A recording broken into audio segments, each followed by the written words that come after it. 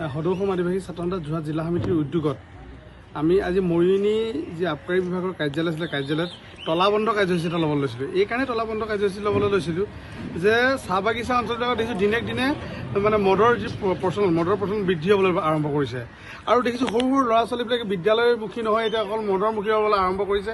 সৰু সৰু ল'ৰা ছোৱালীবিলাকে মদ খাই মেলি মানে যি অভদ্ৰামী কাম কৰিছে আৰু সদায় কাজিয়া কাজিয়াত লগতে হত্যাৰ দৰে ঘটনা সংঘটিত হৈছে। আপোনালোকে ইতিমধ্যে গম পাইছে নাগিজান চাহ বাগিচা, নাগাজাংকা, কঁঠালগুৰিয়ে হওক, এনেদৰে বহু বাগিচাত এতিয়া হত্যাৰ দৰে ঘটনা সংঘটিত হৈছে। কিন্তু মানে আমি আজি যি তলাবন্ধ কাৰ্যসূচী লৈছিলোঁ, সেই তলাবন্ধ কাৰ্যসূচী এটা কাৰণেই আমি মানে এই কাৰ্যসূচীটো আমি প্ৰত্যাহাৰ কৰিছোঁ যে বিষয়াজন যিজন মিণ্টু বৰা নামৰ এজন বিষয়া আহিছে, তেওঁ আবকাৰী বিষয়া, তেওঁ নতুনকৈ ইয়াত জইন কৰিছে। নতুনকৈ জইন কৰাতে আমি দেখিছোঁ তেওঁলোকৰ কথা বতৰাবোৰ পাতি আমাৰ ভাল লাগিছে আৰু তেওঁ আমাক এটা কথা দিছে যে আমি 15 দিনৰ ভিতৰত তেওঁক আমি এতিয়া স্মাৰকপত্ৰ এখন দিছোঁ।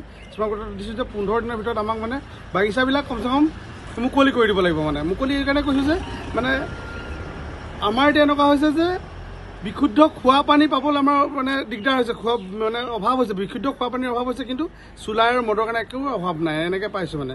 তো ছাৰে আমাক কৈছে যে খুব কম সময়ৰ ভিতৰত বাগিচা অঞ্চলবিলাক আমি অলপ চাফাই অভিযান এটা চলাম বুলি কৈ আছে। সেয়ে আমি তেওঁক এইটো সঁহাৰি জনাইছোঁ। কিন্তু অনাগত 15 দিনৰ ভিতৰত যদি আমি কোনো বাগিচাবিলাকত আমি এনেকৈ পৰিৱৰ্তন আমি দেখি নাপাওঁ, তেতিয়া ইয়াতকৈ কিন্তু জংগী আন্দোলন ল'ম বুলি আজি আদিবাসী ছাত্ৰ সন্থাই আপোনালোকৰ এই চেনেলৰ যোগেদি জনাইছে।